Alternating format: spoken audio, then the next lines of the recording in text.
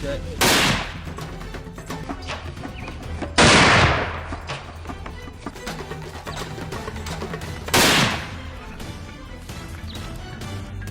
Oh boy. There we go. He hammers that there.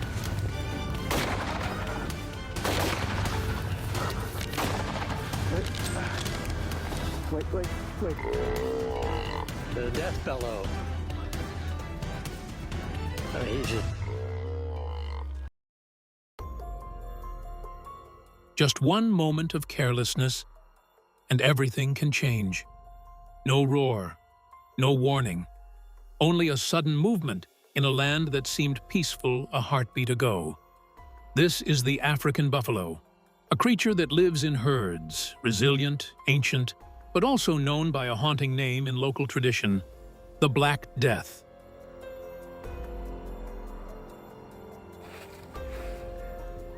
Every year, across grasslands and the edges of rural settlements, more than 200 encounters are recorded, not because these animals seek out conflict, but because the border between the wild and cultivated land is shifting. Grasslands shrink, water becomes scarce, and two paths of survival are forced to cross. Today, we do not take sides. We do not point to who is right or who is wrong. We simply observe and listen to the story of this land. A story of balance, where people strive to protect their cattle and fields, while the buffalo defend their own right to exist. If you believe that the wild still has a voice of its own, then subscribe and stay with Famigo Farm to hear slow and honest stories from the boundary where humanity meets nature.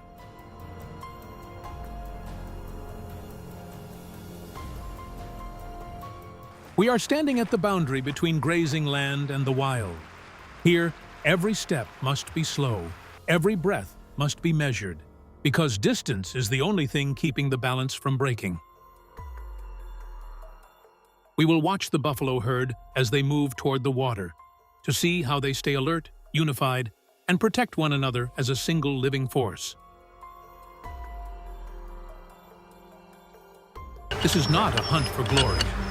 This is a moment to listen, to let nature speak through movement and silence. And now, we step into that boundary.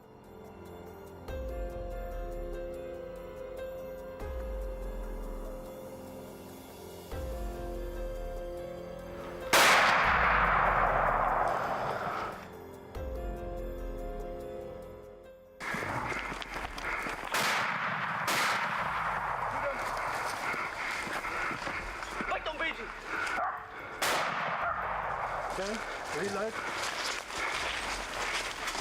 Well, Mike, what do you think? The adrenaline rush is out, just unbelievable.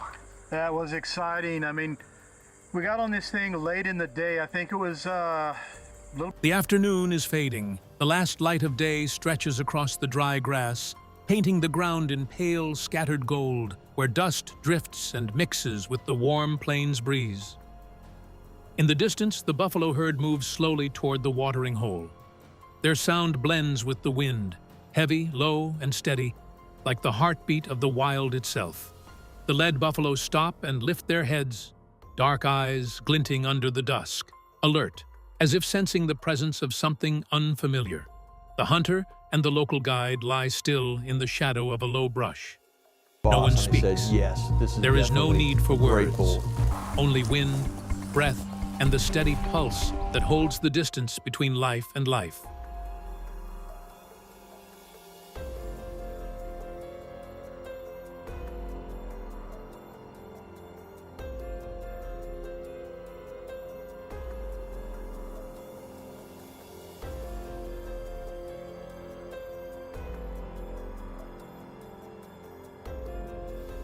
Every movement is slow.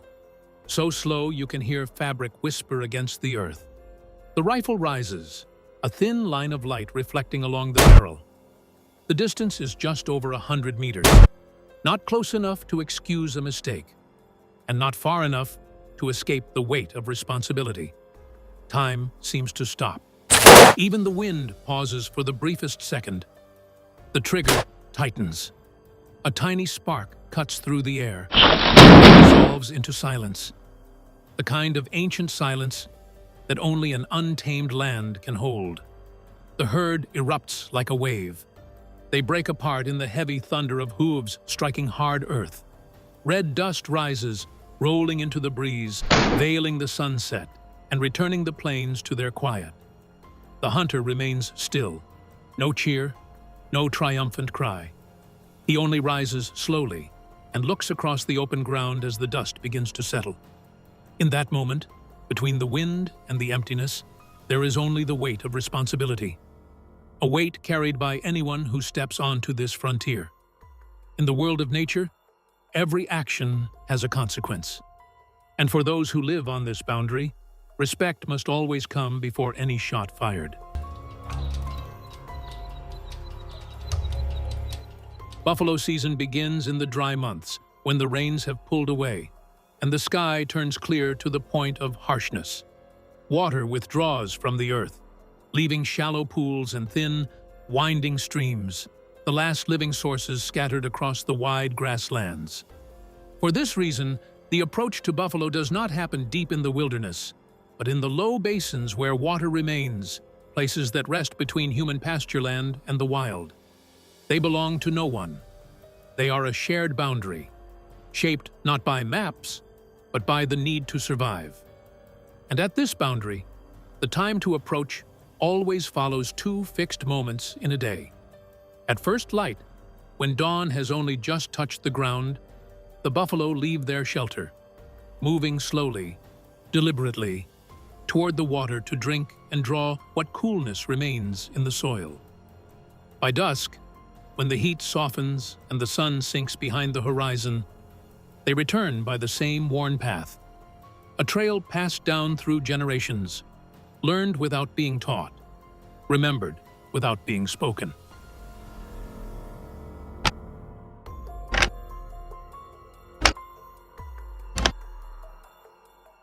The weapons here are not for show. They don't represent power or conquest. When dealing with a large, strong, and resilient species like the buffalo, experienced hunters usually choose large-caliber rifles with cartridges such as the .375 H&H Magnum, .416 Rigby, or .458 Lot. Ammunition isn't chosen for being the most powerful, but for being the most suitable. The rifle stock should fit snugly against the shoulder to reduce recoil, and the hand grip must be well-fitted. Binoculars and scopes also play an indispensable role.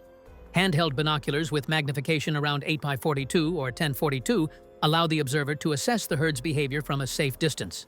Of Cape Buffalo, there was 7 bulls in the group, and it was, game on from there.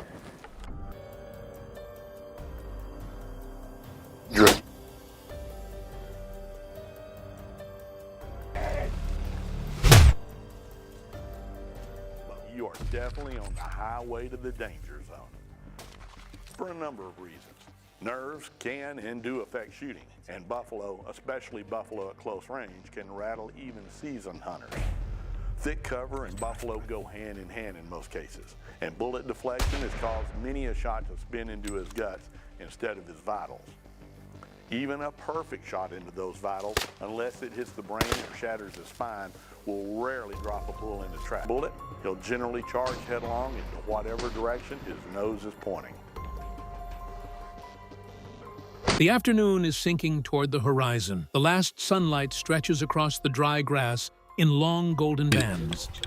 Soft, yet cold, like a reminder that the day is ending and the moment of decision is drawing near. No one raises their voice. In this place, sound travels farther than thought.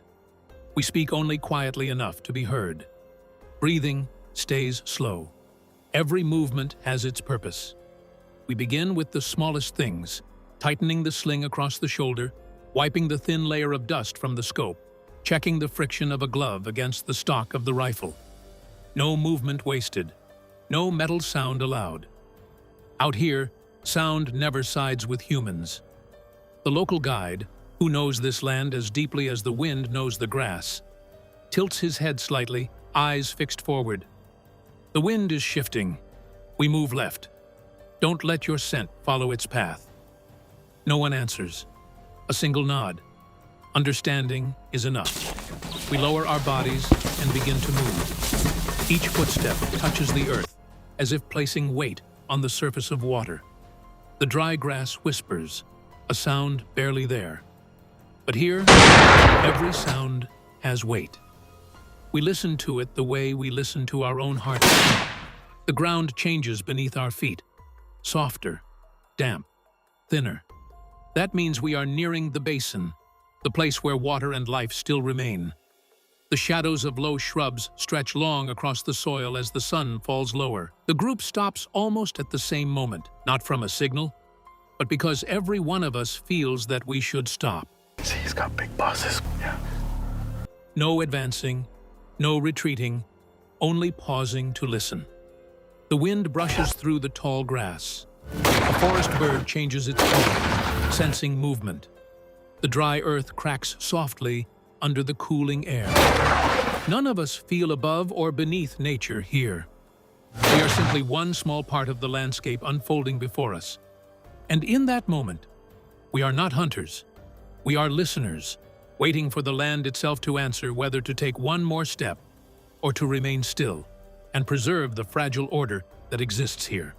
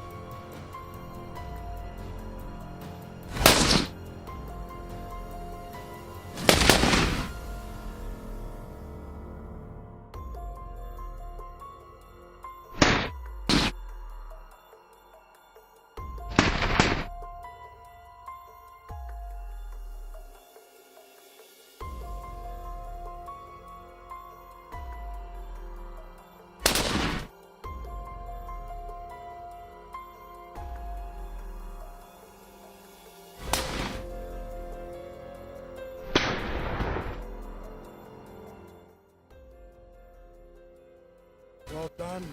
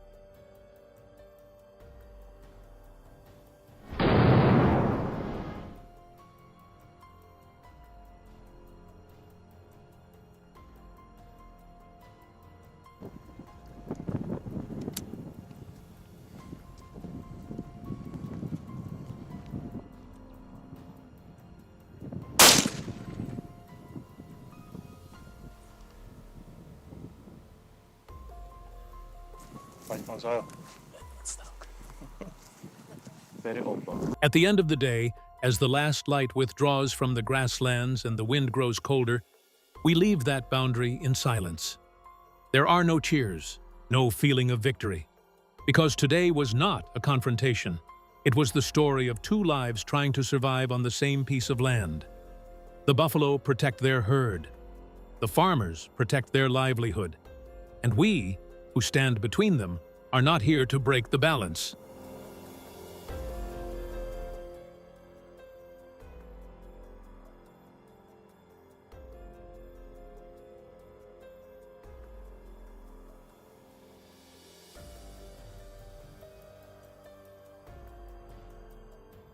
Ensure it does not fall to one side. Nature does not need our dominance. Nature needs our respect. If humans learn to keep the right distance and act with understanding instead of fear, the balance will remain, and this land will continue to live. And if you want to keep listening to honest stories from the boundary where humanity meets the wild, subscribe and continue this journey with Famigo Farm. There is still a long road ahead. We'll see you in the next journey.